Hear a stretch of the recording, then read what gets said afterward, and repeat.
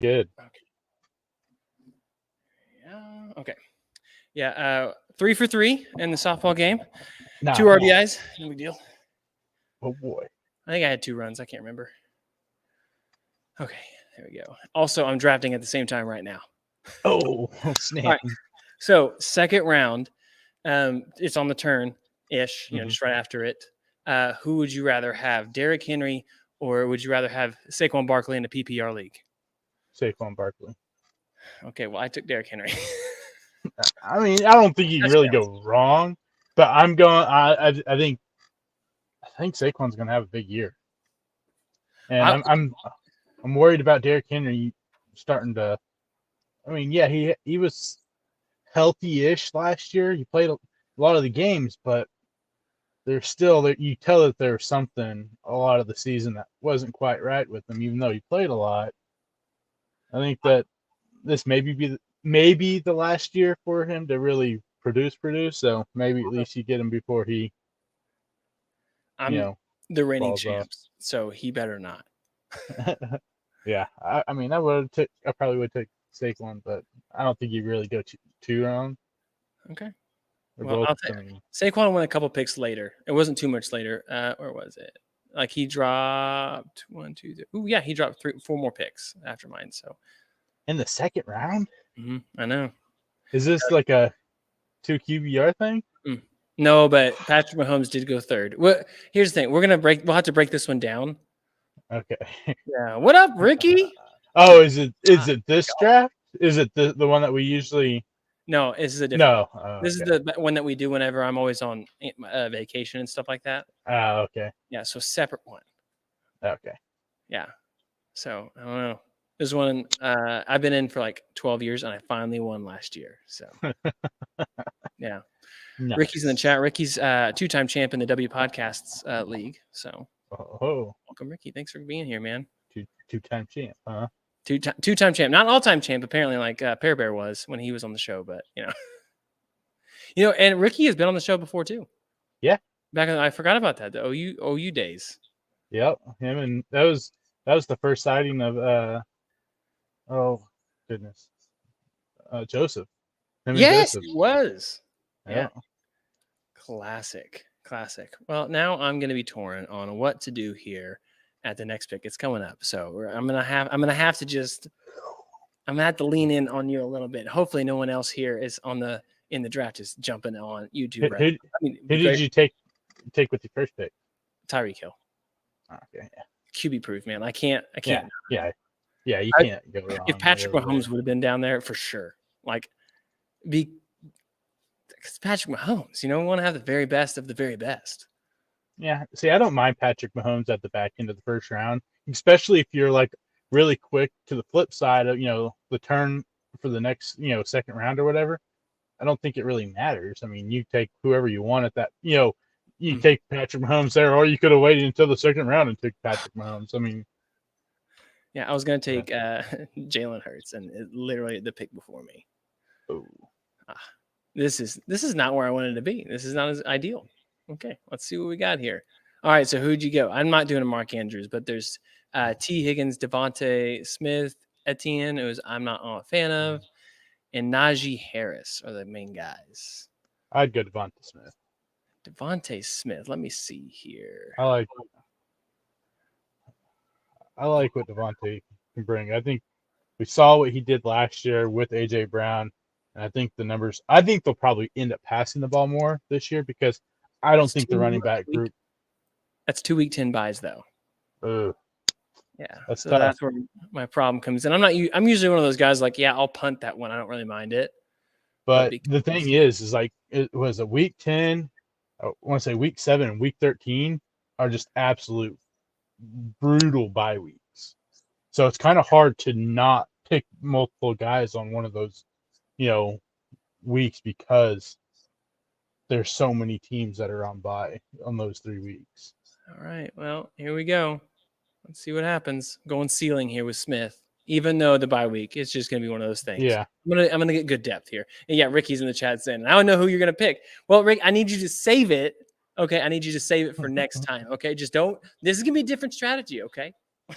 The W podcast is, I think, a multi-flex league this year. So with a sub, like here's the thing that I think some leagues are missing is that you get injured on the first play and like, oh, my weekend's over. So we have an emergency sub guy that you can have. You just had to put on the message board beforehand, just in case. You just don't want a weekend to be ruined, you know?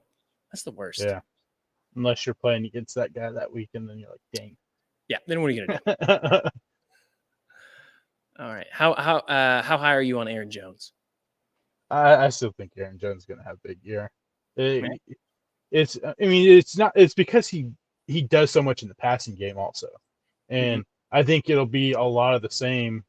And I think that this year, like last year, I thought they would lean more on the run game with young wide receivers. Well, I think this year they'll lean more on the run game with the young quarterback going, okay, give it to the two workhorses, and then you have Aaron Jones catching the ball out of the backfield. I think Aaron Jones is still a at least top 15, top 10 running back, just because the receiving upside is still there. How early would you take a quarterback in a non-superflex? What up, Tim? How many teams are in the league?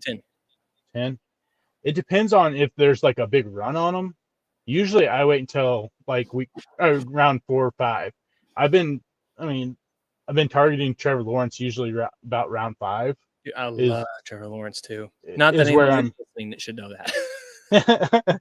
Yeah, I mean that's usually where I have been getting him in a lot of my, like in drafts and stuff. So I think that the upside is huge. And then I shouldn't say waste. I'm not spending one of my early picks on one of those guys that, because I mean the gaps I don't think will be too much, but because I really think that he's going to have a big year. Calvin Ridley coming in, Kirk moving over to the 2, so now he has a legit number 1.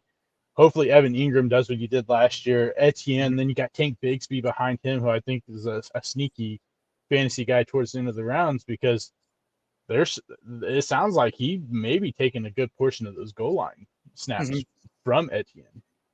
Dude, could you imagine? I don't understand, because Tank Bigsby, it just seems like Etienne was so stinking good. I'm just surprised that that's going to be the case. So, sorry, I feel like I'm a little bit spacey here on you, so I apologize. You're good. It's stressful, man. This is a lot going on. You got podcast and then you got the draft going. Yeah, no, I get you. Yeah, all right. Oh man, this is tough. Yeah, I hate this. I went Najee. Okay. Anyway, all right, moving on. All right, let's talk about some baseball. How about you want to talk about some baseball or something? Yeah. Let's talk. We'll get into some baseball real quick. All right. So this doesn't really matter. This literally could have been off-season talk, but Steven Strasburg with his injury, and he's going to get paid lots of money. That's going to be the biggest thing. But I think this should be more of an example of what it looks like when you do happen to baby an arm. You can't control injuries. You literally can't. Mm-hmm. Yeah, absolutely not. And now you look at it, and it's one of the worst contracts in baseball history. It's so bad. And I mean, yeah, like, so you can't really do anything about the injuries, but at the time you gave him this contract, he had been already through a slew of arm and shoulder issues. You think it probably would have been like, okay. I know. And then their GM gets an extension.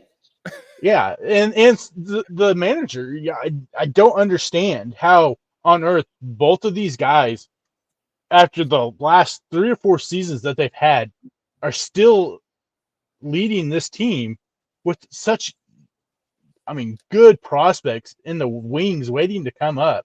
I mean, you got Josiah Gray, who's had a really good year, especially off of the somewhat down year he had last year. Kyrie Ruiz has had a pretty solid year. Then you've got, Brady House down in the minors. You've got Dylan Cruz, who, he took number 2 overall, and he's already up to AA. They're saying there's a chance that he makes it to the majors by the end of the season. CJ Abrams has looked great. You've got, Wood down in the minor leagues. You have so much young talent, and you're going to leave it to Davey Martinez and Rizzo to lead this team, I just Well, I don't here's the thing: get they're it. still above the Mets. Yeah, I All mean, this garbage, and they're still better than the Mets this year on a yeah, tenth of the payroll. yeah. I mean, it's true. Yeah, absolutely. But I mean, still, And he's done it you before. but you have failed No, 3 or 4 years in a row, and I mean, epic like collapse. You win the World Series, and then you haven't been relevant since. mm-hmm. It and yeah, I don't know. I don't understand that part that you go, okay, well, let's go ahead and just keep these guys around. I mean, bring in some fresh blood to get the young, core that's coming up kind of excited and, rejuvenate the system or something, because I don't think Davey Martinez or Mike Rizzo are the answer to any of this. No, I'm right there with you, man. But hey, it's the Nationals, so Yeah. I sent you that picture of the meme essentially of the Cardinal, like the season. They've 100% given up on the year, and I'm glad it's football season. But there are some other teams that it feels like might be giving up on the season. But one team in particular we should talk about a little bit is the White Sox GM and vice president situation that's going on right now. They're looking at possibly even moving franchises, which I think is not legitimate, especially they mentioned Nashville. I don't see that happening. I don't think that Major League Baseball would let that happen because Chicago's too big of a market, and that 120 years that they've been there. It's a long time. Yeah, I don't see them allowing them to move. But yeah, this is another one that makes you go, yeah, I don't think a lot of people realize how long either of those guys have been with within the system. You had the vice president who was the GM for years, got promoted up to the vice president. The guy that was the GM, he was the assistant GM, and they've both been there for. I mean, well, the vice president's been there for 20 some years. The GM now, he's been the GM for the last 10 years. Yeah. And I'm like, you have been very underachieving. So the fact that you kept your jobs, especially after the whole Tony La Russa experience last year. Have you seen any pictures of Tony La Russa recently? He has aged a lot since he retired. And part of it, the dude is old. He's one of the oldest managers we had. But I mean, it just shows the stress that a manager and a baseball team can go under. Any head coach, any manager, whatever it is. I mean, you go under so much pressure. So I think you're 100% right. But for the record, they did win the World Series 18 years ago. 18 years ago, 05. So I'm just saying, connections. Yeah, I mean, one World Series in 18 years, then you've had, seasons like a couple of years. You have supposed to win this division and win it outright, and they should have 100%. Yeah, and then you do what you did last year, and then you do what you did this year. I totally understanding that you get fired, and yeah, good for them. Hopefully they can figure something out, because that's just a disaster right now with everything, because you don't have a whole lot of young talent besides the guys that are up. I mean, you got Luis Roberts who's having a great year. You have Eloy Jimenez who has huge upside. Dylan Cisu's having a rough year, which I think he needs to be traded, because we've seen what it done for the other guys that got traded. They've won and have just had incredible resurgence since then. So your atmosphere, a whole thing. Yeah, you're definitely right.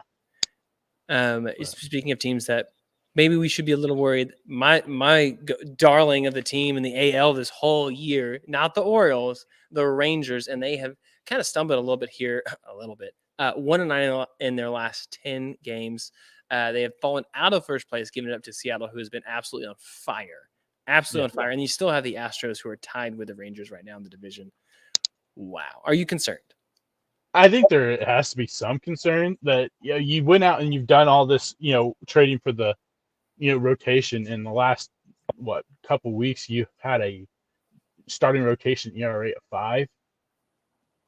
Not good whenever you go out. I mean, Scherzer's pitched good, and I'm pretty sure Montgomery's pitched good. I think it's the other guys that have just been we expected something like this to happen, but I mean, you went from a couple of weeks ago and you making the trade, you had the lead in the AL West to having a projected 95% chance of making the playoffs. Down now you're to 65. You have a lower percentage than the Astros and stuff. So I think there's some concern. I think that they'll figure something out.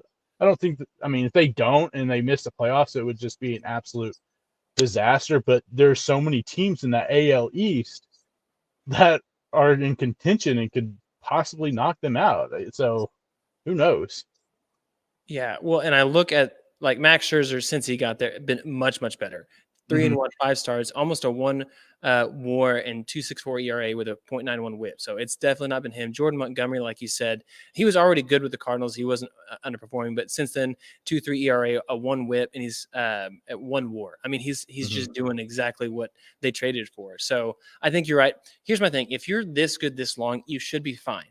The biggest thing is you got time to correct it, and now you still want to win the division. That is a huge deal, and I think they should be able to go after that. And the Mariners have been so bad so long, and they got on fire. So maybe they're hitting this peak, maybe just a little too early. I don't know. Time will tell. But one thing we know is the Astros have been who they are right now. And I think what we've seen from the Astros is, I hope it's true, they're just not that team this year. Yeah, I don't think they are, but the biggest thing they have going for them compared to any other those teams is that they've been there and they've done that. So they know how to close it out. They know how to go out and win a division when it's a tight race, or, even compared to pretty much any team that's going to be in the playoffs this year.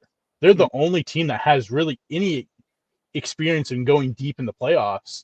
So it's a team that I think no one wants to play because of the experience, and everyone that's pretty much on that team has been there and they've done that. So I think that's the one team everyone is scared of right now because they haven't played great, but they're still right there in the mix of everything.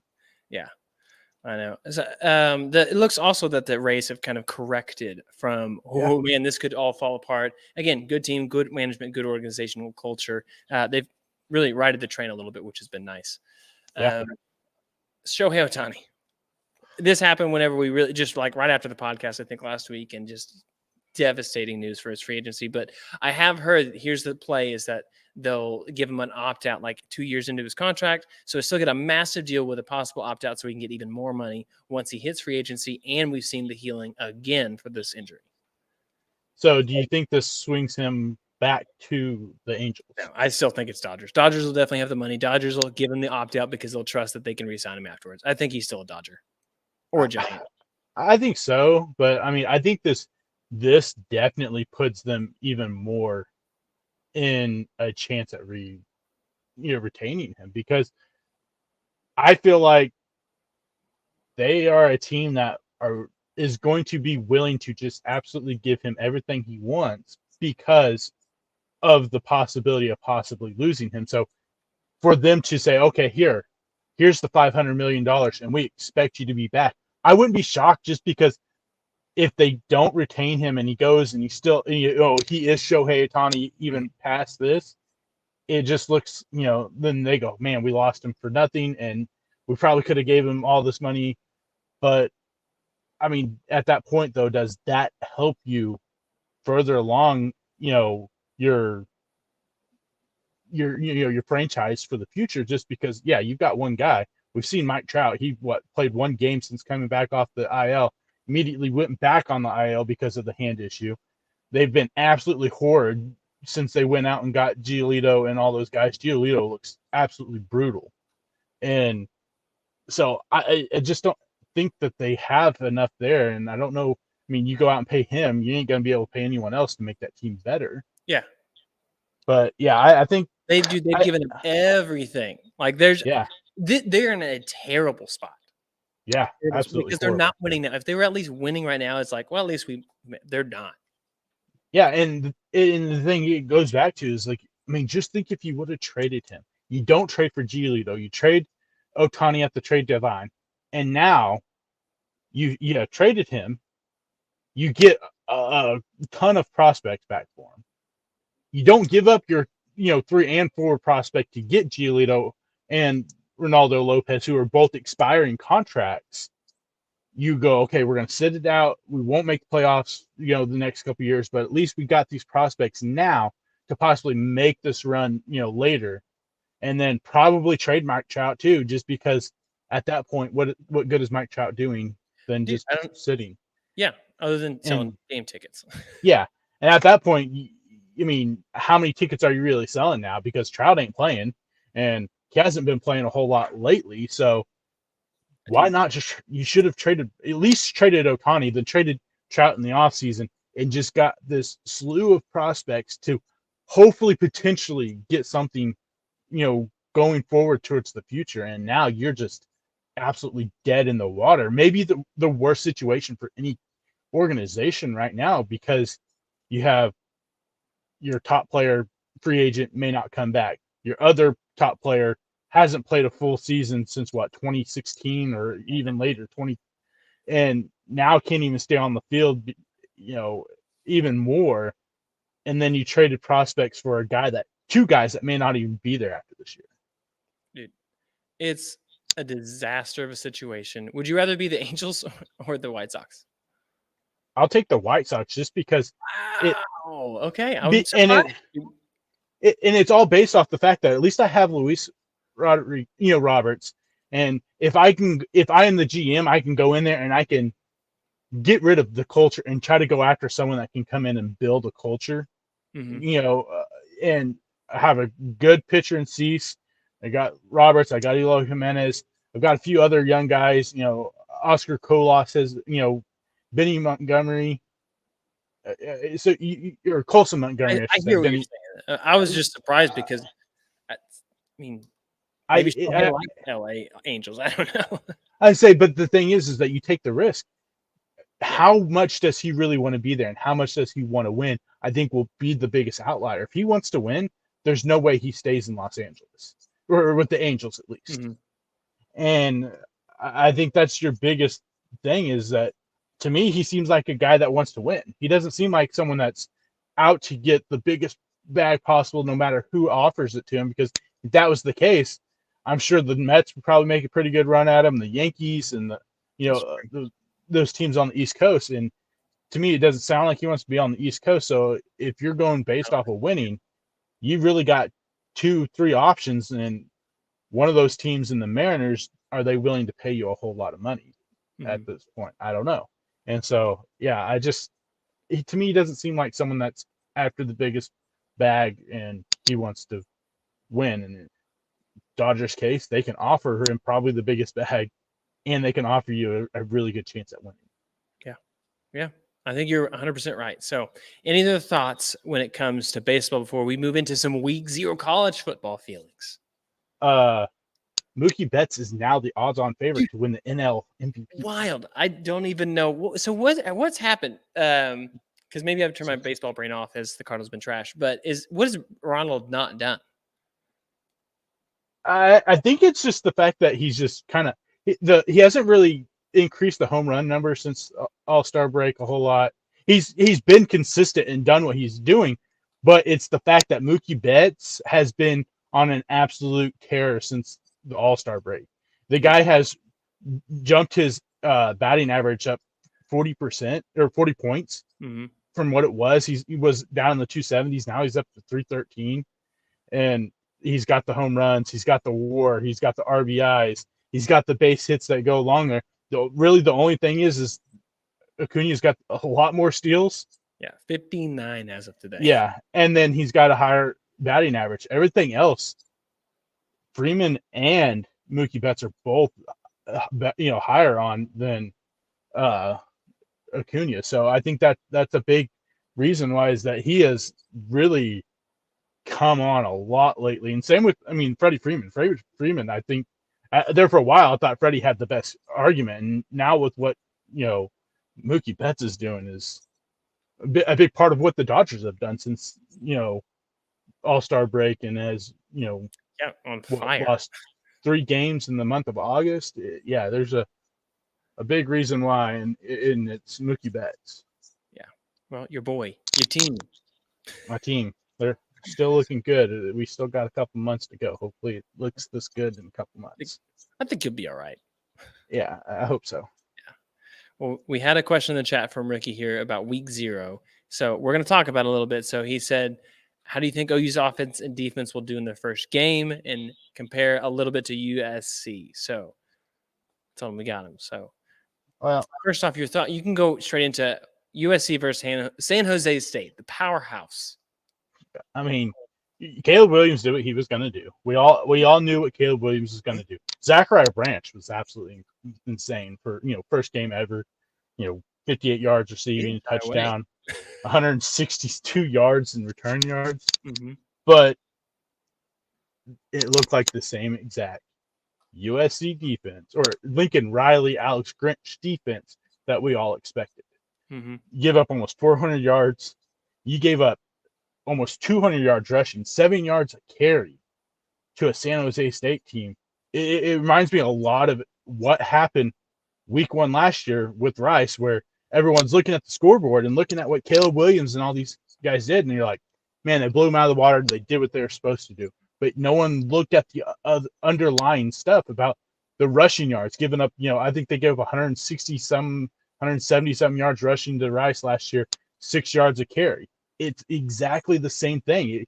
You watch it, and they can't tackle. They can't stop the run to save their life. They gave up a 3rd and 22 quarterback scramble for a first down. I know. It just, to me, it looks a lot like the same old stuff that everyone is expected. And USC fans are irate. I mean, they're like, this is the same exact thing. Head, dude. Have you seen that? Yeah. Like, YouTube comment section. I'm watching it. I'm like, oh yeah, great. Because Lincoln doesn't care about the defensive side, and that's fine. There are coaches that don't care about the offensive side and their offensive struggle, and it's how do you build the whole system that goes together. And this is literally it. We said this before in the last week's episode. If you didn't listen to it and you want to talk about some college football, that's our preview episode. You got to go back and listen to it. You can download it wherever. You can look at last week's YouTube episode. It is worth it. But we said, look at this roster. It looks like it could. If at the end of the year they have 3 losses, would you be surprised? And we said no, not because their offense isn't going to be great. It's just because their defense is still going to do the same thing that we saw last year. And the reason why they were in the position to make the playoff last year, and I don't feel like they probably won't be this year, was turnovers. And sometimes turnovers can be super stinking lucky, and you can be right place, right time.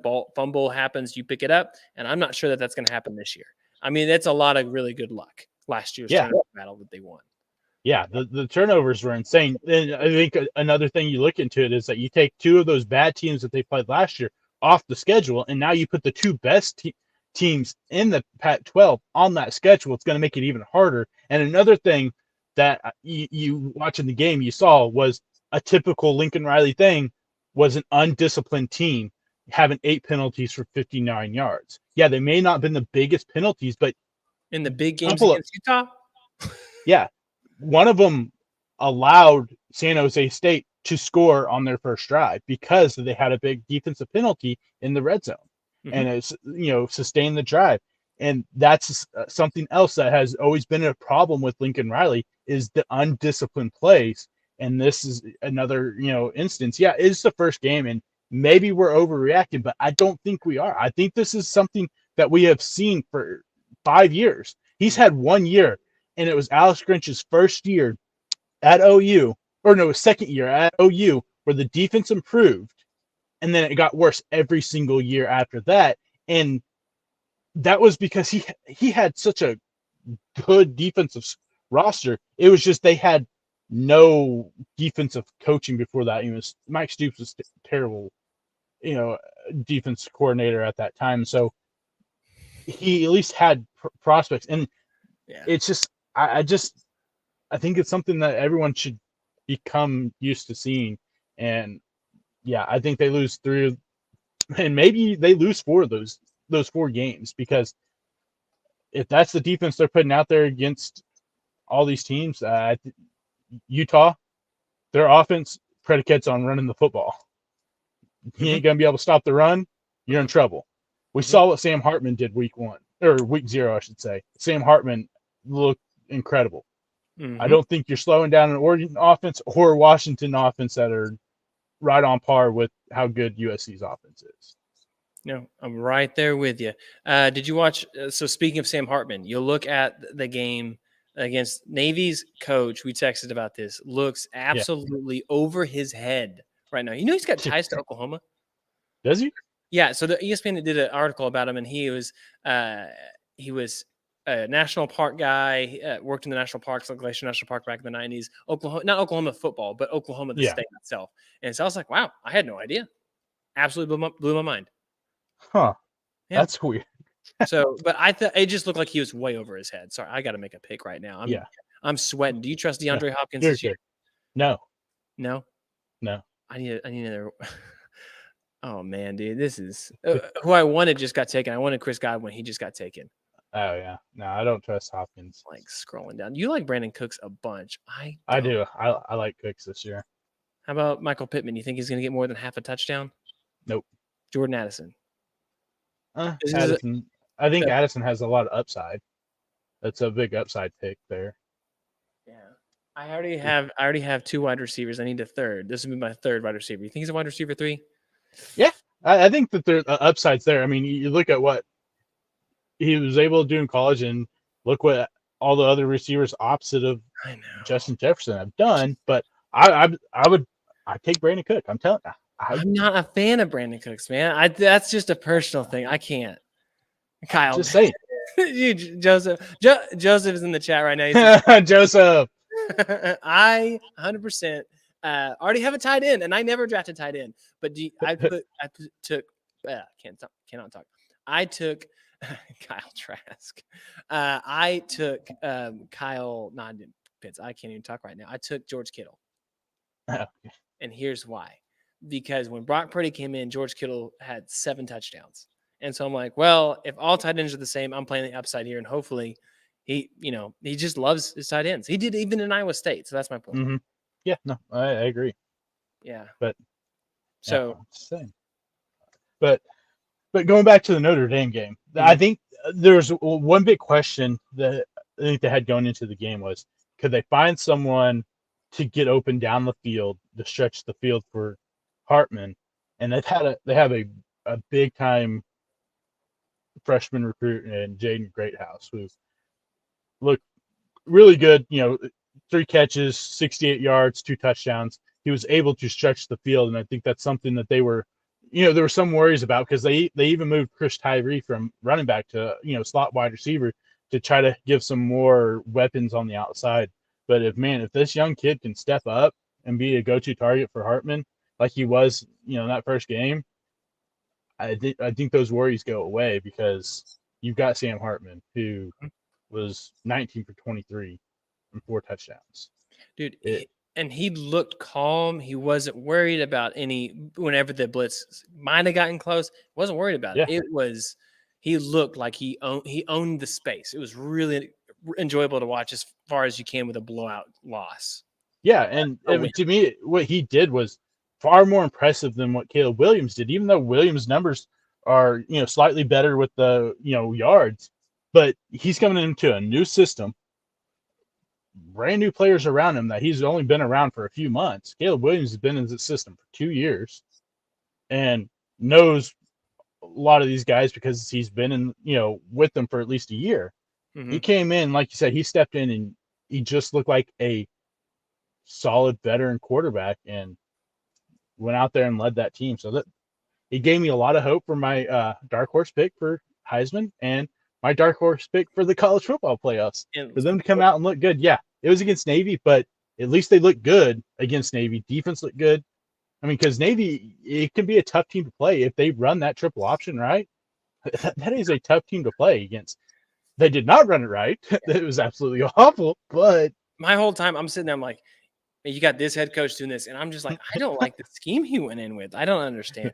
But it's new. But it's not new. And the quarterback that they had throwing the ball was throwing ducks out there, like just horking it up there. I'm like, it's not even close. Where is he going? Dude, it was rough. So, did you watch any of the other games? Any of the FCS, Jackson State, or anything like that? I watched. UMass got the victory, dude. UMass. I saw that UMass came out with the win after the abysmal last, how many 5 years. Yes. I watched a little bit of the Hawaii Vandy. Yeah, a little bit of the Hawaii Vandy, then the Ohio State, the Ohio game. I can't remember who they played. Mm-hmm. But yeah, it was San Diego State. That's when the quarterback hit the ref in the face with the football. Boom. Yeah. But Now we got real football coming on. We got Oklahoma versus Arkansas State. We'll hit it real quick before we go into some of the actual bigger games. Because Ricky asked about in the chat, and so we got to make sure we hit it. How much are you expecting from that? I mean, this is Arkansas State. They're not a very good team. This should be a blowout. They're 35-point favorites. To put that in perspective, we talked about USC last week being 30-point favorites. They didn't cover. What are you looking for this week? I would expect the offense to look real good, and hopefully the defense looks good. I don't expect the starters to play more than a half just because they should absolutely blow them out of the water. But I think the biggest thing I'm looking for is Dylan Gabriel to look accurate, cut down on the overthrows, see what we got on the outside with some of these receivers, who's going to be the main guy out there, is it Stoops? I don't know if Stoops can be, a go-to guy every single play. So I think it's going to have to come from, Farouk or someone, LV Buckley Shelton, who, is a guy, Jaden Gibson, Nick Anderson. Someone's going to have to step up and show that they can be that guy for Dylan Gabriel. Then defense, I just want to see them be in the right place at the right time, make the tackles. Make the tackles. That was what I was going to say. But going back to the USC thing real quick where they didn't cover the spread, you know what Lincoln Riley's record is against the spread? It's not good. Covering the spread, 39-38-1. Well, that's Vegas just making money, I guess. Yeah, right? Jeez. You must be sitting like right at the perfect spot. Yeah, but I mean, I expect it to be a blowout, so it's going to be hard to really get a lot of intel about, how well they played because you are playing Arkansas State. You're really the first test is going to come your first Big 12 game just because you don't play a whole lot when it comes non-conference. You got Arkansas State, SMU, and Tulsa. SMU is going to have a down year. You got so much, upturn there with Tanner Mordecai leaving. Who's going to be the quarterback? Yeah, 100%. Tulsa's Tulsa. They're just not good anymore. And so I think they have a new head coach, don't they? Yeah, they got a new head coach, Kevin Wilson. He was the offense coordinator at Ohio State for a while. Yeah. So, I mean, maybe expect a few new wrinkles, but I think you're right. The biggest thing for the non-conference play for OU is make the stupid tackle. If they play good culture defense, I think you can come out of it the same way you felt at the end of Nebraska last year. Ooh, man, we top 15 team. Let's go. And then when it really starts to run, we'll see what happens. But that's what I want to see. I want to see Mordecai, or not Mordecai. You said the name now. It's stuck in my head. I want to see Dylan Gabriel convert and the offensive line convert on 3rd and short, 2nd and short. I don't want to see – I mean, they were bad at it last year, and that's why you lose one-possession games. I mean, it's either turnovers or it's that, and they did that. So – yeah, no, I agree. Yeah, I think there's a few things you can look for, like you said, the defense, tackling. What can we do, especially in the run game? No matter who you play, look at USC, San Jose State. If the team can run, you got to be able to stop the run. And that was a big problem even in the non-conference games last year that Oklahoma was not able to stop the run. When it came conference schedule, they were not able to stop the run. They gave up like 6 yards a carry. So can we stop the run is going to be the biggest thing. Are they aligned right? Are they where they're supposed to be? Are they reading it, correctly? And can they just wrap up and tackle is the biggest thing. Defense is, there's some questions on the offense, wide receivers. I think the offensive line is going to be better than it was last year, even though we lost some guys. I like what they got behind them. I'm hoping Savion Byrd starts because to me, he reminds me so much of the 2000 or the 2020, 2019, 2018 offensive line when you had Drew Samia, Ben Powers, and them, they play with that just mean streak in them. That's what Savion Byrd plays with. And I want to see him, Walter Rouse. I've heard a lot of great things coming from him from the fall camps. Even like Trace Ford, he's like, man, he's just wearing me out at left tackle. He's just wearing me out. And that's what I want to hear. I want to see the big boys get in there and, be mean, be rough, and yeah, you got to have that mean streak in you, and that's something that line has absolutely missed since that Joe Moore winning season. They just haven't had those guys go in there that have that mean streak in them and just going to put you on your back. No matter what it is, they're going to hit you, and that's what I want to see. And I think Savion Byrd has that streak in him, so I want to see him. I definitely hope he is a starter at left guard this year. This is not a pay-per-view game, is it? No, next week is the ESPN Plus game. Oh, okay. Well, I got ESPN Plus. That's fine.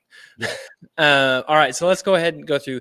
By the way, USC this week is a 38-point favorite. Do they cover? Yeah, against Nevada. No. No. Well, okay. All right. Yeah. 38 points. All right. You heard it here first. All right. So there's not a whole lot of really great matchups overall. Texas Rice. I mean, that's two Texas teams. Makes sense. Boise State, Washington. I think any Could be an interesting game. It's in Washington. So there you go. I don't know a whole lot about Boise State anymore. I don't think that they're quite on this. Yeah, they're not quite on the same level where you played them in the non-conference. You were a little scared all the time. I don't think they're quite there anymore. Yeah. But the big ones, when you look at this upcoming weekend, I was surprised that Notre Dame had another game this week. After last week, they do. But you have, or is it? Yeah, Florida State versus LSU Sunday night, prime time. Yeah. Who are you picking that game? I mean, I think LSU is the better team. I'm not sold. FSU. I think it'll be a good game. Last year was decided by a blocked field goal, so hopefully it's not that close, and hopefully LSU pulls through because I picked LSU to be in the playoffs, and if they lose this game, that takes a big hit, especially being in the SEC. Yeah, if you're going to lose, you lose early. That is the case. But I would see this. This is a great opening weekend game. It's the only top 10 matchup that we have. LSU is the favorite by just under a field goal, and I would pick LSU in this one too. It is in Florida though; it's in Orlando, so not that LSU is going to have any trouble. I think playing on the road, and they do have both quarterbacks are coming in off of really solid finishes to last year. So that game I'm really excited for. But Clemson versus Duke.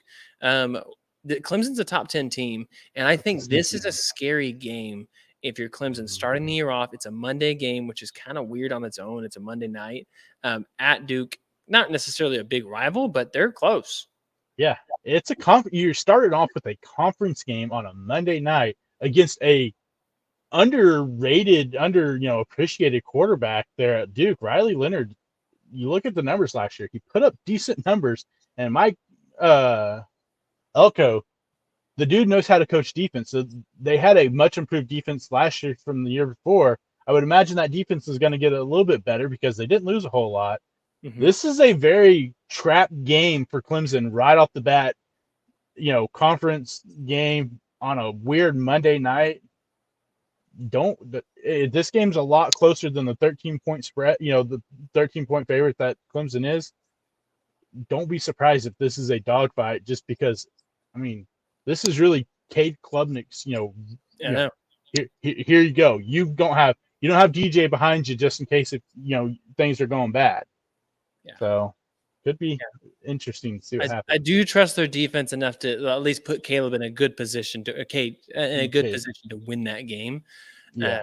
But I think it's a weird matchup. Anytime it's week one or it's a Monday, it's like not the normal Saturday time frame. It is weird. North Carolina, South Carolina. North Carolina's technically top 25. South Carolina at home. Another kind of rivalry game to start the year off. SEC versus ACC. Any thoughts on that game? I think it'd be interesting to see what Spencer Rattler is. Is Spencer Rattler the last four games of last year? Maybe not. Or is it the Spencer Rattler from the 8 games before that where he very average? Yeah, or not even. I don't even know if I would say average at that point. The guy's turnover and touchdown ratio before those games was atrocious, and so which Spencer Rattler are we getting? If we're getting the bad one, UNC probably should just run away with this one with Drake May but yeah, it'll be an interesting game. Yeah, it was a 2.5 points, so less than a field goal game. They expect it to be close. Yeah, we'll see what happens. See what Spencer Rattler we get.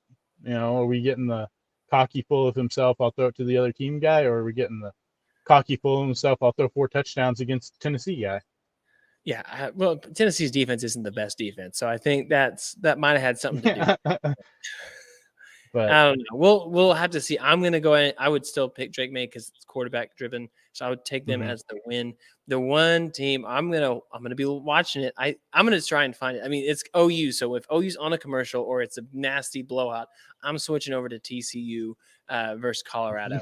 Are you gonna say an upset? I think it's like a 20-point favorite game. Yeah, no, they're like, yeah, no.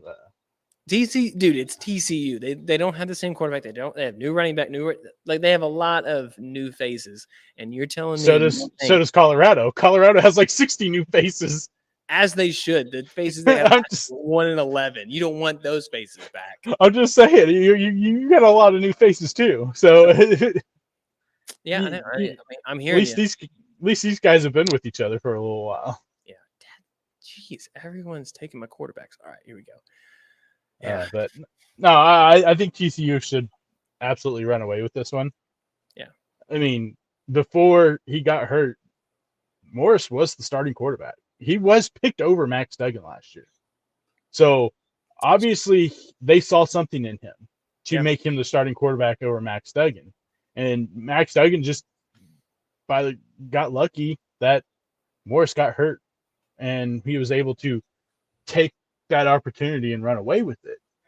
Because, I mean, obviously there's something there with Morris, but yeah, they do have a lot of turnover, and I think that they should beat Colorado, but I don't think they have the season to have, like they did last year. But they should beat Colorado. If they don't, then I don't know if that says more about Colorado or what it says about TCU. Yeah, we'll see. I hope it says. I think it would say more about Colorado. Maybe. Prime time. Let's go. I'm excited for it. All right. Well, if you're ready, let's go ahead and jump into some NFL news. We're going to break it down. Let's do it. If you're ready. All right. We're ready. I'm set. All right. 3, 2, 1, go. Welcome back, everyone, to the W Sports Podcast. Jimothy and Tubby here today to break down all things the NFL, because September, as you're downloading this podcast and you're listening to it, September is practically here, and so it's football season, baby. It is football season, finally. Did you watch football all day on Saturday for college? I watched college and high school football on Saturday. That was the next layer I was going to say. Is the real thing is, did you watch any high school football? I even watched high school football on Friday. I went to a game on Friday night. Sure you did. You got a full weekend right there. Yeah. How hot was it? Oh, it was stupid hot. It was. You shouldn't be playing football hot. The air was so thick that you could see it in the lights. It was that heavy. Like, the humidity was insane. The kids were cramping up. It got so hot the lights went out for like 10 minutes. Are you serious? It overheated the lights? Yeah. It was insane. I mean, you're just standing there. They said it wasn't like hot. It was just this stagnant, humid air where you're just standing there and you probably lose 10 pounds just standing outside. That is absolutely It was gross. Yeah. Not what you want high school football to be like when it starts. Yeah, you're like, no, that's not what it's supposed to be. It's supposed to be at least cool. Yeah. The only silver lining, it's because you're watching football, so it's worth it. Yeah, we're watching football, and it was an absolutely ugly game. Yeah, it was brutal. Did they lose? But they lost. Yeah, what are you gonna do, man? It was at least it was a close game towards the end. They had a shot, down touchdown with 2 minutes. They fumbled, and the team picked it up. I was honestly surprised at the end of the game that the coach for the other for the losing team didn't try to fight the coach from the other team, because holy cow, there's no timeouts left. They had the ball like on the 10-yard line, a minute left in the game, or it wasn't even. It was like on the 20-yard line, and they're trying to score. Are they passing it? No, they're running it, but the other team has no timeouts. You got 35-second, play clock. You take 2 knees and the game's over. Yeah. And they're trying to run it. And then they hurry to the line with 5 seconds left on the goal line to try to punch it in the end zone. And you could tell the players took exception to it. They were, at the end. I'm like, that's just come on, have some class. Maybe you haven't been there to have that, but the clock management for that coach was absolutely atrocious. For the winning, somehow they won. Like, they had the ball with right before halftime with like 1:30 left. They had 3 timeouts. They throw the ball across the middle of the field, gain like 15 yards. They run up to the ball and snap the ball. They let like 30 seconds run off the clock. Don't call timeout. They didn't use a single timeout. Wow. Didn't score. Okay. Makes sense. Yeah. Why would you? Yeah, right? Yeah, it was. Yeah. But I guess that's what you get with high school football and with the team that won one game last year. Yeah. So. Yeah. Well, it's football, which is great. Let's go over, before we break down the NFL, we're going to do some quick hit notes. So Baker Mayfield named the starter for the Tampa Bay Buccaneers. So let's go, our boy Baker is going to have a chance to redeem himself and show the Browns what they lost. Yeah, and the Rams. Should have kept them. And the Rams. Yeah, that's very true. I think it made sense. Trey Lance traded to the Cowboys. Wow, what a terrible trade that turned out to be for the 49ers. And what are the Cowboys doing? Do they really, I mean, what Jerry Jones, I don't understand, but whatever. Yeah. Traded a fourth round pick for a guy that probably won't play. Unless the only thing that somewhat comes to mind is Jerry Jones even, does he believe in Dak like he says? So is he trying to look towards the future just in case after this year when Dak's contract is up in the next year or so? I don't know. But yeah, stupid. You traded a fourth round pick for a backup quarterback. Stupid. Probably not even backup, probably third string. Yeah. Dumb. Yeah. And then Josh Jacobs finally comes to an agreement on a 12-year deal, which means he's making more than Saquon Barkley, in case anyone was checking. And now he's back with the Raiders. Is this really that big of a deal?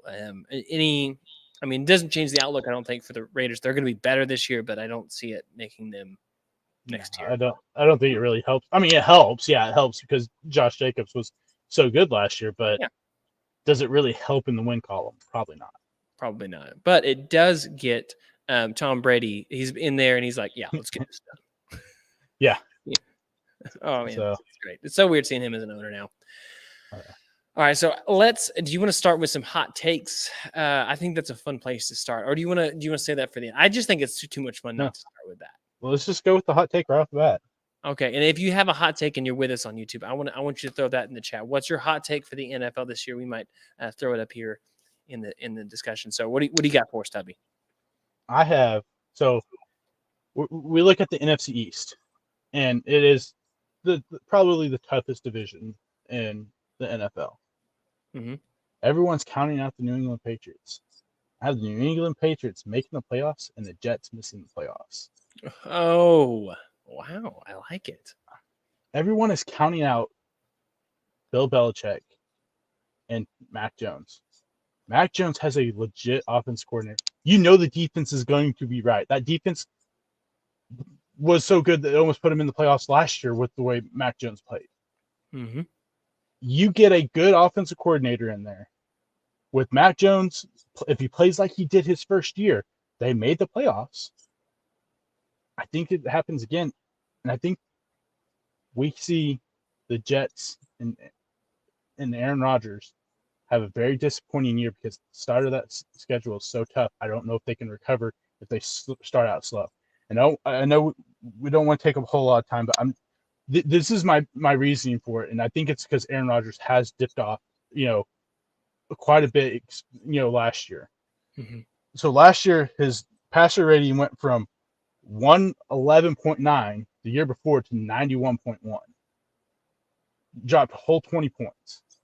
His passer rating went on deep passes his QBR went from 74.1 to 39 QBR last year. Yeah, that's a huge drop. His passer rating in one score games was 86. 88.7 on deep passes and 72% on third down. And that was all with him having the most time and less stress throws than any quarterback in the NFL. That's crazy. That is crazy. So and he's always been pretty cool too. Yeah. Yeah. And I think the elusivity, we've seen it, him not being able to get out of some of these sacks like he used to be able to, has played a big part into it. And now you've got an unproven offensive line with, you got Dwayne Brown, who's almost 40. He's not going to last the whole season at left tackle. You've got Mekhi Becton at right tackle, but I think they've already Yeah, and we've already seen issues from the offensive line for them too. And so in the chat real quick, so you got Greg, he's just said, so does that mean Aaron Rodgers is going to the Vikings next year? I mean, if it keeps playing out, there's a good chance. But that's good news for loving the Packers if that's true. Kirk Cousins is a free agent after this year. I know. Possibly a free agent after this year. So hey, you never know. Why not? I do like this is another NFC North prediction here. Joseph threw it in the chat. The Bears will win the NFC North. You do watch out for Justin Fields. He's coming for you. Yeah. Would it change your mind if they happen to get Jonathan Taylor? No, because I don't think their defense is good enough to win. Okay. Well, I think there's a lot of questions on defense for that team. Where's the pass rush going to come from? Can they stop the run up the middle? Who's going to be the guy to stop the run? Mm-hmm. What is the secondary going to look like? You've got a lot of young guys. You got Jalen Johnson, who underperformed last year compared to a couple years before. Tyreek Stevenson, Kyler Gordon. Can those young guys come together and give you a defense in the secondary? I think there's a lot of questions there. Offense, I don't think will be a whole lot of a problem, but it's the defense. Can they slow people down? Can they stop them? I don't know if they can. Yeah. Ricky in the chat just put the Bucs will win the division and Baker will prove that he is really is and set the NFL on fire. I love it. I want Baker to do. I would love that. Such a wide open division. I mean, it wouldn't shock me at all. Yeah, it's a wide open division, but Baker, he's got a chip on his shoulder. When does Baker play the best? When he's got a chip on his shoulder. Yeah, but we thought this last year too. That's true. That's true. The Panthers are a disaster. So we all three of us thought this last year, and it didn't quite play out the way we thought. But hey, at least he's got weapons to throw the football to this year. It's true. It's very true. My hot take is not a nice one. I don't think by the end of the year that any of the first three quarterbacks that were picked are going to. I think all the teams are going to have big question marks on them. I'm not a fan. I think that they'll be okay, but I do think that, like, especially Anthony Richardson is going to be the one that we're looking at. Like, hey, clearly he is. I don't even know, man. It's just the one I'm scared about, and I don't know about CJ Stroud. I think they're going to stick with it. I'm not saying any of these guys are losing their job. I just think there's going to be big question marks going into year 2 with these guys. Kind of like what we remember Alex Smith, number 1 overall pick. 1 touchdown, 11 picks his first year, and there were legitimate question marks. Same thing with Jared Goff, and those guys turned out okay. But I'm just saying, like, there'll be big question marks. That's what I'm saying. Yeah. I mean, I think that's understandable, though. I mean, I agree. I think that those 3 guys have a very tough task ahead of them, just because. I mean, you're going into 2 situations with Stroud and Bryce Young where you just don't have a whole lot around you, and it's a lot of young guys, around you. And then you got Anthony Richardson, who I don't think is a NFL quarterback, because I don't think he will ever be able to throw the football like he needs to be a legit NFL quarterback. So no, I think that's a fair assessment. All right. Well, we got like 30 minutes to hit this breakdown real quick. So we're going to start with the NFC, because I think it is the weaker of the 2 conferences this year, not quite as in depth. So I want to know, who are the teams that you are targeting when it comes to let's start with the NFC East. Looking at the Commanders with a new quarterback, the Giants with Danny Dollars, not Danny Dimes. Dak Prescott, does he end the season as the starting quarterback, or does Trey Lance get in there? And of course, the Eagles. This is their division to lose. Yeah, it's the Eagles' division to lose. I think we see 3 teams make the playoffs out of this division, just because I just think the NFC is that weak. I think the Giants make playoffs, and I think the Cowboys make playoffs. There's a couple of these teams that I'm just not sure of, outside of the East, that can they keep up what they were last year, or was it just a flash in the pan, like Seattle? I mean, can Geno be what he was last year at the beginning of the year? If we have Geno at this back half of the year, we're going to see the Seahawks struggle. So yeah, I think this we'll see a majority of the teams make the playoffs out of this division, because there's just not a whole lot of great football in the NFC right now. Yeah, no, I'm with you on that one. So as we go through these divisions, I want you to, if there's a player that you think might stick out as a possible MVP candidate, because we're going to kind of pick those a little bit later, but just an MVP candidate seed that you can throw out there, be sure to just drop that in the.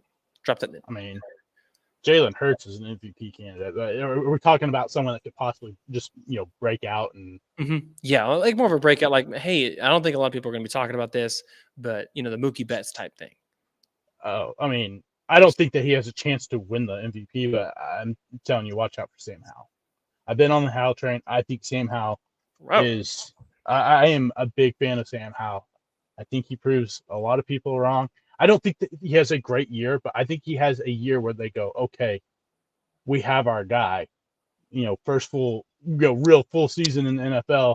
And even Ron Rivera said yesterday, he said, I wish I would have played him sooner last year. Mm-hmm. And I agree. And so I'm saying, watch out for Sam Howell. He's my guy I'm watching in the NFC right now to see what he can do. Yeah, I don't know if he puts their team in the playoffs, but it's a guy to watch. Yeah. Well, I like it. No real MVP candidates outside of him that I would pick, but I'm also saying Eagles team to lose. The NFC North is a big division with a lot of.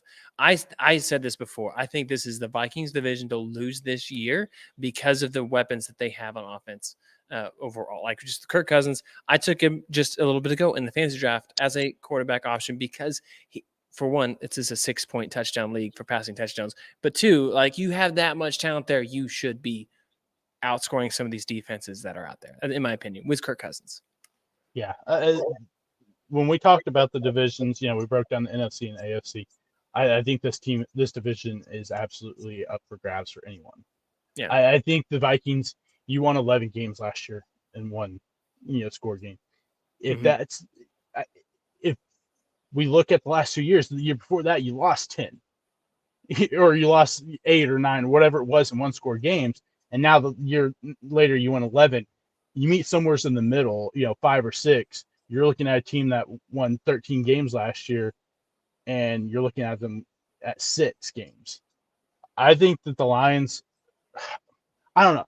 I have struggled with this one because I think the Lions, I just like what Dan Campbell has done with the culture there.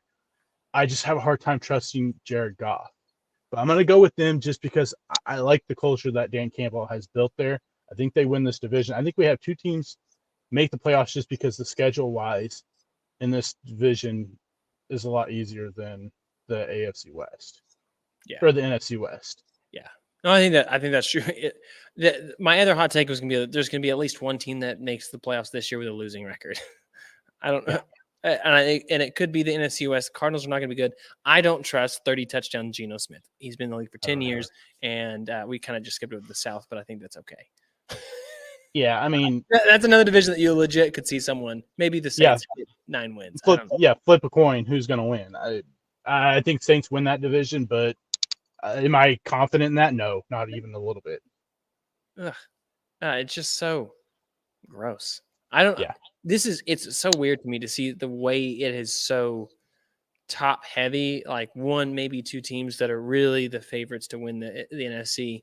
And then you look at the AFC and it does look more stacked. And that's just where we're at right now. But this is, if you look at this NFC West and NFC West and South, is there one of these teams, because these are 2 not great divisions, but you think they legitimately have a shot to take a deep run in the playoffs? I mean, I think the 49ers, if Brock Purdy can be anything what he was those 8 games, they absolutely have a shot because of the offensive weapons and the defense that they have on that team. If Brock Purdy is able to be what Jimmy Garoppolo was, at least, and that's all he has to be, bare minimum, what Jimmy Garoppolo was, and stay healthy, that's a team that can push for a Super Bowl. We've seen it with Jimmy Garoppolo, so why couldn't Brock Purdy do that if he plays just as good as, Jimmy Garoppolo did? So, yeah, I think that's the other contender, I think, for the Super Bowl from the NFC is, the 49ers or the Eagles are the 2 teams that only 2 teams I really could see making it. Yeah. Wow. No, I'm going to be right there. The 49ers are going to be the biggest bet, but I'm still a little nervous about Brock Purdy. He has been a little bit injury guy, and we'll have to see. If Matt Stafford, it doesn't matter if he stays healthy. I'm going to be honest with you. That team looks bad this year. Them and the Cardinals, do you think it could potentially be a battle for those 2 teams to get the top 2 picks this year? Or is there another team? No, I think that those are two of the worst teams. The Cardinals, they went all in on the absolute tank season because they cut Colt McCoy, and now they're starting either Josh Dobbs or Clayton Tune as their starting quarterback. So, yeah, they went full send on the tank. So, is this a possibility where we see them tank on purpose, trade Kyler Murray, and draft Caleb Williams? There is a legit chance. Yeah. But another thing from like Matthew Stafford that worries me for the Rams is that earlier today he said, I'm having a hard time connecting with the young players on the offense. That's not something you want to hear. Not ideal from an older quarterback who's had injury history, and you're your top weapon on offense who's had injury history in Cooper Kupp. If Cooper goes down, I mean, you just admitted that you're having a hard time connecting with these guys. Yeah, it's going to be a long season for you. To be honest, I am staying away from Cooper Kupp right now. I'm not if he falls enough, then I'll take him in drafts. But I am nervous about Cooper Kupp. Yeah, no, I agree. I think if you take Cooper Kupp high, you're asking for trouble because he hasn't proven that he can stay on the field consistently enough to be. I mean, he's had the one really big year where he's the first wide receiver to ever score 400 points in fantasy football. Mm-hmm. But is that just an outlier? If you can stay healthy, yeah, you got an incredible wide receiver. But that's a big if. It's a real big if. Yeah. Here's what I got right here. So we're going to pick a winner for the other divisions that we have right now because we got the Eagles, right? We got the 49ers. Is that correct on those two? Mm-hmm. And did we pick the North? I picked the Lions. The Lions. Okay, I'm picking the Vikings on that one. Okay, so I missed the South. Who did we pick for the South? Did we want to pick one? I'm going to say the Saints just because I think quarterback, you look at he's the most proven, and that's about all I've got. Yeah, I think if you go by based off that, and I think Kamara did look good in the preseason when he got to play. I think that helps. Does Michael Thomas play more than 3 games this year? Probably not. But if he does, and then they have Chris Olave, they do have the weapons that you look at this team, and they should, where I'm looking at too many big holes in some of the other teams. But Ricky did say that it's going to be Baker's division. Hey, if Baker can be what Baker was, what was it, 2019, 2020 Baker? Mm-hmm. That team can absolutely win that division because you got Mike Evans, who's one of the most underrated wide receivers in football, and Chris Godwin, and you got a Rachaad White who showed glimpses of being a really good running back. Mm-hmm. It's can their defense be anything with all the age and stuff that is on that defense? Can it I think it can be good enough to win that division. Yeah, another 8-9 season and win the division. But I don't think it's unheard of. I could see any of these teams winning. Even somehow could see the Carolina Panthers winning just because, who knows? I'm worried that Young gets hurt early but I mean, you still have Corrals. I mean, if they fully. Andy Dalton.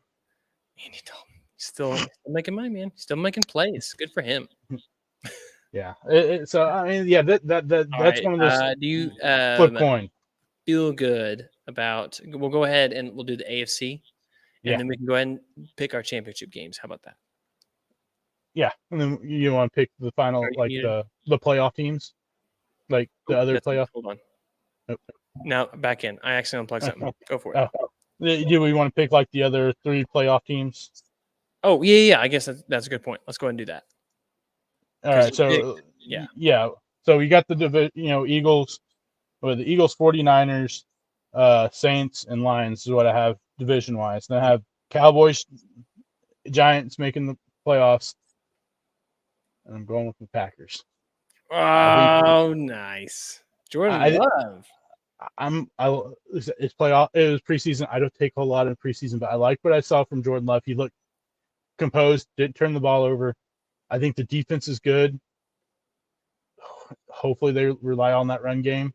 If they can, that schedule is good, easy enough for them to win enough games to make the playoffs.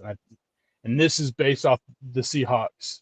We're not a 30 touchdown Geno Smith, more of a 20, 21, 13 interception, 14 interception Geno Smith, and them just not being what they were last year. I mean, they snuck into the playoffs barely last year, so I think for them to miss the playoffs isn't, unheard of. And that's also with the Vikings having a very down, disappointing season because, except you won 11 games last year in one score. I think your defense is worse.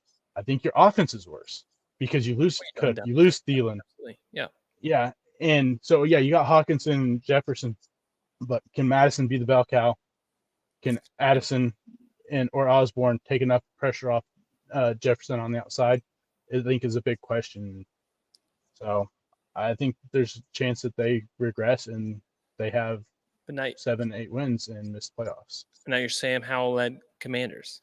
No, like I said, I don't think that he'll be able to play. I think he'll play good, but I don't think he'll play good enough to get that team to the playoffs. Okay. Just because that division and the schedule is going to be tougher being in the NFC East. Okay. And I like that. I think most of those picks I would honestly almost agree with. Unfortunately, I wanted to have some other hot take ones on there, but for the most part, that's kind of what I'm feeling. The Giants are the one team I'm like, I could see them missing just because Danny Dollars had 15 touchdowns last year passing, and he had a lot of yards on the ground. And then maybe there's a team that is able to squeak by like the Buccaneers if everything goes right, which I don't think it will, or the Commanders. I could see them switching spots. It would be the other one. I just don't think it's going to be an exciting competition. For the fan base, sure, but I don't know that legitimate excitement is there. No, I get you. Yeah.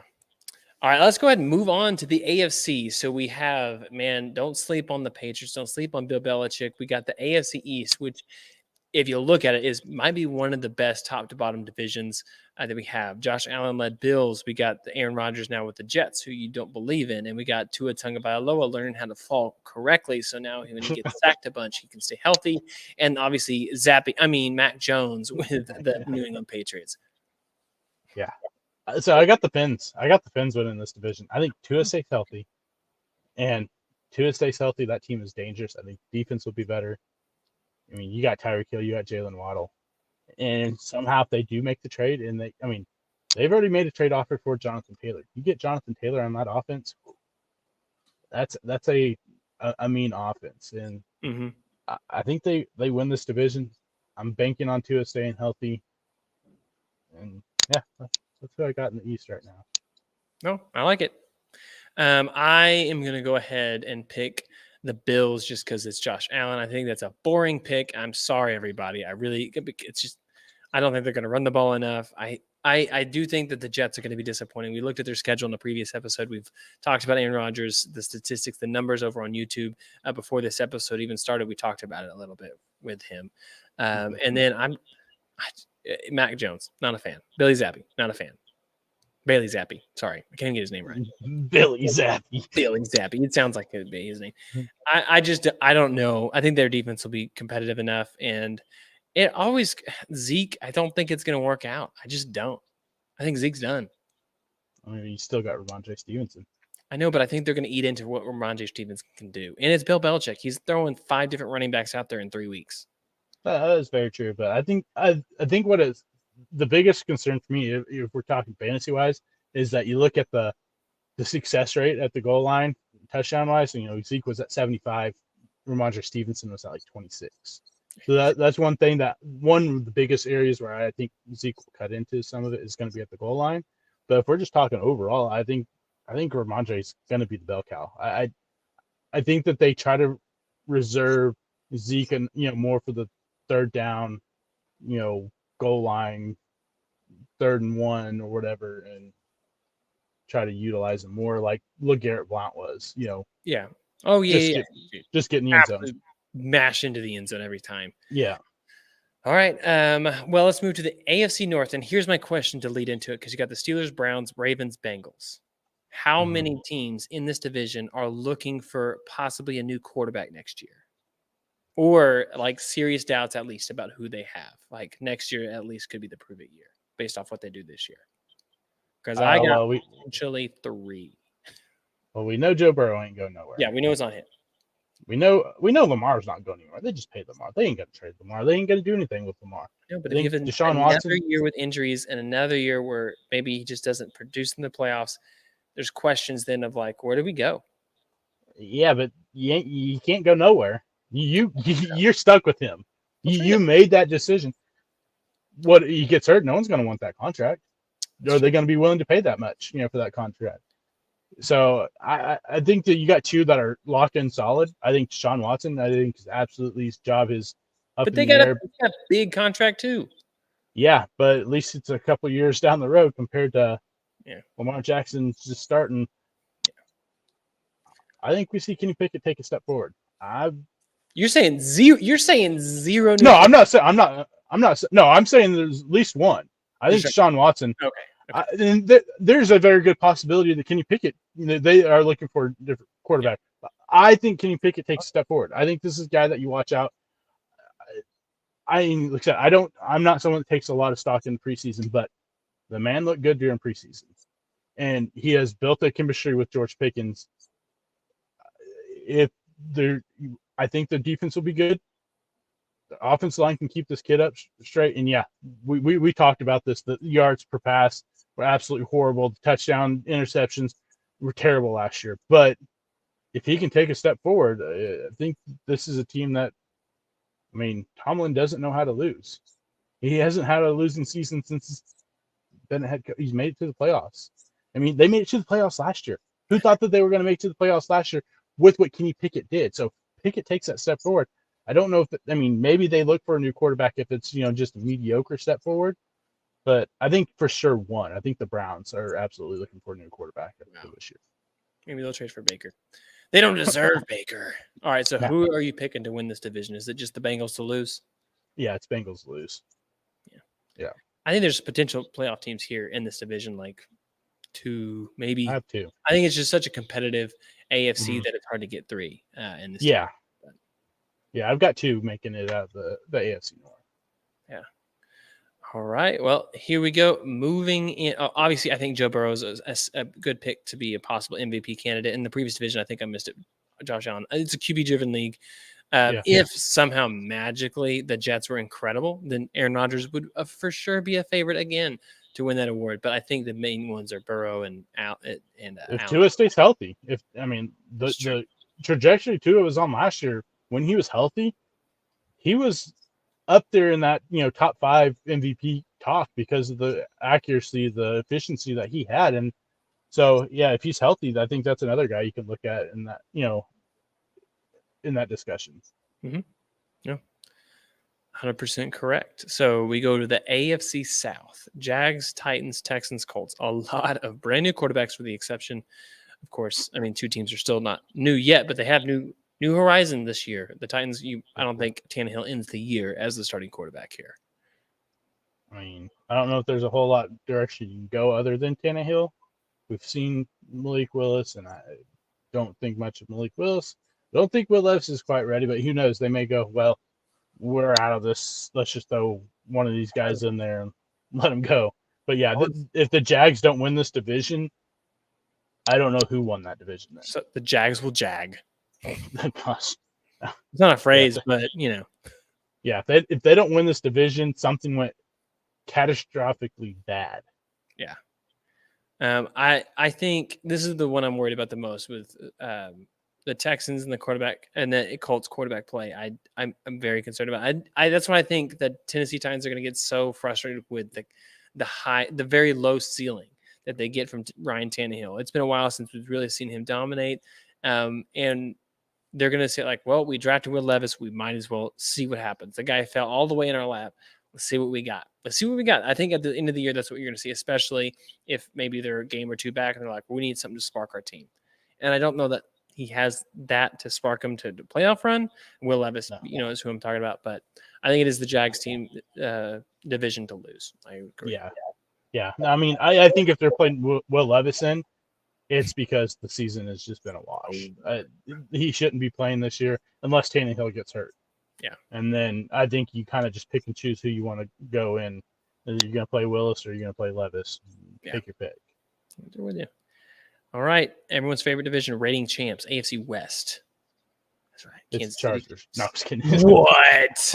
I'm joking. No, I'm joking. It's Chiefs. No, it's the Chiefs. It is the Chiefs. It should be the Chiefs. Not Sean Payton and the Broncos. You got Vegas with Jimmy G, and Tom Brady's going to say, you know what, put me in. I'm ready. No. You never know. Tom Brady might actually do that. Who knows? I get no. What are the odds that he plays at least one snap this year?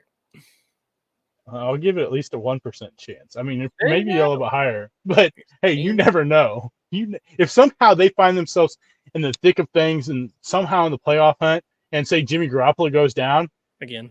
you really don't. I mean, I could definitely see Tom Brady going, all right, give me the shoulder pads, give me the helmet, let's go. Yeah, as I'm ready. I never signed those mean, papers to retire officially. Sorry, Yeah. coach. Coming out. Yeah. So hey, you never know. I mean, I don't put it past the guy. Yeah, it would be absolutely hilarious if that happened. Yeah. How much better would the Broncos be this year? I think they'll be better, but I don't think they're going to be any better to push the Chiefs or even the Chargers in this division. I thought there was I'm maybe part of the few that I think there's a lot more wrong with Russell Wilson than just Nathaniel Hackett in a system. To me, in the way Peyton talks, he's not even sold on Russell Wilson. He's more sold on Jared Stidham. Which you shouldn't be. Jared Stidham No. is an NFL quarterback. No, but to me, that would give me pause if I'm a Broncos fan or someone that's banking on the Broncos to be good this year. Mm-hmm. You're better than input possibly making the playoffs. Yeah, I think that's a great point. Great point. When your head coach is like, ooh, yeah, we're looking at the draft prospects. Where are we going to get, Drake or maybe Sam Hartman in a couple years? I don't know. Sam Hartman, my future Drew Brees. We'll see what happens. Yeah, something. Yeah, I'm not sold on Russ anymore. Yeah. So we got Chiefs, Chargers, Jags. You had Bengals, Ravens. Did you have them in the playoffs? No. Okay, No. and the Bills, and you had the Patriots. Is that 6? I didn't have the Chargers. I thought you said. Oh, my bad. I may have. I was joking. No, I didn't have the Chargers in there. I have a sneaky team. I want to know who's the sneaky team. I had the Pittsburgh Steelers. Wow. They were my second team in the AFC North. Yeah. Them and New England both. I think two teams that no one's really expecting, but they're hard teams. I think Kenny Pickett takes a step forward. You made the playoffs last year with Kenny Pickett as bad as he was. He can't throw that few touchdowns. No, and like I said, there's no way. I don't take a lot into preseason, but what I saw in preseason, I saw a much more composed, quarterback, someone that wasn't making a lot of mistakes, and the connection that he has built with George Pickens could be deadly because they have seen, they seem like they have come together in their defense, and they just know how to win for some reason, even though they stink most of the time. And same thing with New England. I like Mac Jones I like Mac Jones having a bounce back here and them sneaking into the playoffs. So I have the Chiefs, Bengals, Jags, Fins, Bills, Patriots, Steelers. Yeah, I see Chiefs, Jaguars, Bengals, Bills, and that's 4. And I got 3 more, so I'm going to go Chargers with the other one. Where we at? The Dolphins, that's 5. So there's one more team. That is tough. It's gonna be a battle. Yeah. Who I don't know. Ravens, I guess, is who I would choose. Ravens. Yeah. See, I thought it was between the Ravens, the Steelers, and the Chargers for that last spot. Yeah. But I don't think that Lamar Jackson's going to stay healthy. Poor guy. And then there's just something, I don't know. It's Brandon Staley, Chargers. I feel like they're just I know. Chargers are going to charge the Mets of swap at the end. So yeah, that's why I went with the teams that know how to win, even though they're bad. Yeah. And that's Bill Belichick and the Patriots, and Mike Tomlin and the Steelers. Mike Tomlin's never had a losing season. No, it's a good point. Great point. All right, so who do you got in the AFC Championship game? So AFC Championship game, I have the Bengals and the Chiefs again. Bengals and Chiefs. Oh, dude. So the question is it in Cincinnati or Kansas City? I'm going to say it's in Cincinnati. Whatever. Boo. There's one big reason, and is when does Chris Jones play? Because you look at the Chiefs, and you've got 3 essential guys that you have to have on the field at all times, and that's Patrick Mahomes, Travis Kelce, and Chris Jones. Mm-hmm. And right now, we have no idea when we see Chris Jones. He's saying week 8. By week 8. He's saying, yeah, and if that's week 8, your defense takes a massive hit, because the guy is in the argument with Aaron Donald as the best defensive tackle in football. The guy had 15 and a half sacks from the interior last year. What makes your defense go? And I think you lose him, you take a massive hit, and defense is going to be an issue for you there. And you don't have the easiest schedule at the beginning of the year. So maybe you lose a few games there that kind of tilts the 1-2 seed in the AFC. Okay. Well, I mean, that one or two games, one game can be on the difference. I'm going to take Chiefs Dolphins. Right. Let's go. I'm a little concerned with Burrow coming in a little bit hobbled. What's going to happen? It's that one nagging injury could prove to be rough. So that's who my pick is in this one. Who's your there we go. See, look at this. Perry in the chat going, Chiefs got a soft schedule and without Jones after the bye. And I agree, like that's a good point. Like, listen, Chris Jones is a second half player anyway. Let him get warmed up, ready to go. Pay the man too. You lose Chris Jones, that defense is in some hot water. Okay.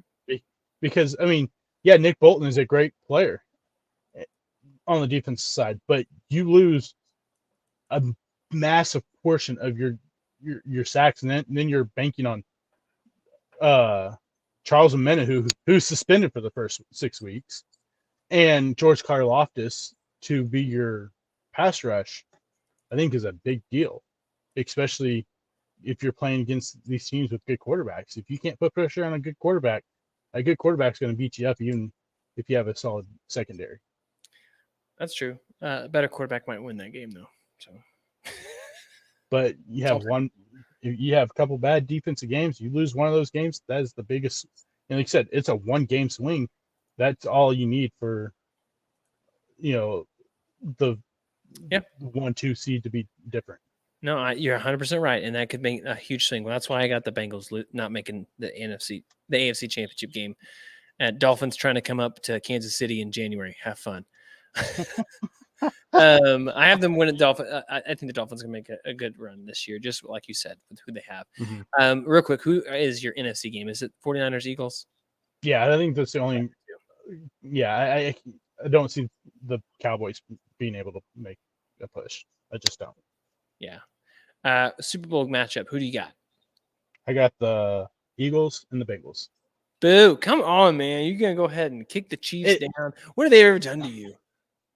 And it is based off of history. I mean, can you do it again? Yeah, can you win back to back? Can you make it? That many. About time. I mean, yeah. I mean, history is not. You never know. I don't know. I feel like the Bengals just have a chance to. Pear Bear's got the Chiefs Eagles rematch. It's only happened once ever. I know. Wouldn't that be crazy? I mean, but this Cowboys Bills. Yeah. The world. Yeah. The way the world sports go now, it makes sense. Yeah. Well, and the way the NFC and is set up right now, the Eagles to me are just the easy team and the most likely team to make it back. And so, yeah, I feel like the AFC is so much tougher, and then it makes it just a little bit more. And the Bengals, they always play the Chiefs tough no matter what, and that's who knows. I mean, all right, we're gonna go quick picks on this before we run out of time. We can hit the end and we can keep going on YouTube real quick. But I got Chiefs versus 49ers. Who you got as your champ? The Bengals. Oh my gosh, gross. I don't know what I want to do. What am I going to do if that happens? It's going to be disgusting. I'm picking the Chiefs. Until they get knocked off, you got to pick the Chiefs. Best quarterback, best coach. I can't go away from it. It's like every year when it was Belichick and Brady, you had to pick them as a Super Bowl favorite because it was them. Until they get knocked off, it will be them. I mean, I agree, but just think that I think the AFC is just that much tougher that anything can happen, and the Bengals have proven that they have his. I mean, he's only won once against the Bengals, and so that they have his number. They won last year, and won the Super Bowl. Can they do it again? And if it's in Cincinnati, maybe Cincinnati is able to take him out. That's. I just feel like, man, it's tough to go back-to-back Super Bowls and win. Tough. So, can we save MVP and those like awards until next week for the YouTube portion, because we are going to be out of time and we're going to run out of record because there's so many Mondays in August. So Yeah, no, we're good. good. Okay, so we'll sit on it for a second. We're going to come back ready to go next week. But I just want to say thanks, everyone. You all came, supported the chat so stinking well today. Dropped your questions, your predictions. This is what makes this podcast so much fun, is you guys as listeners. So we really, really appreciate the support. If you have not already, be sure to subscribe to the podcast, whether it's YouTube, Apple Podcasts, Google Play. Follow us on the social medias. You can find all that with our link tree. Just follow somewhere. You'll be bound to find out where you can follow us wherever else you're consuming content for sports. We just appreciate you guys so much. You guys are incredible. Yep. And be here next week, 100th episode. 100th episode's coming next week, so you don't want to miss it. Till then, we're going to see you all next week. See ya. I think we nailed it. All right, I'm still recording right now, but that's okay. I hit stop on it. See you, everybody. See ya.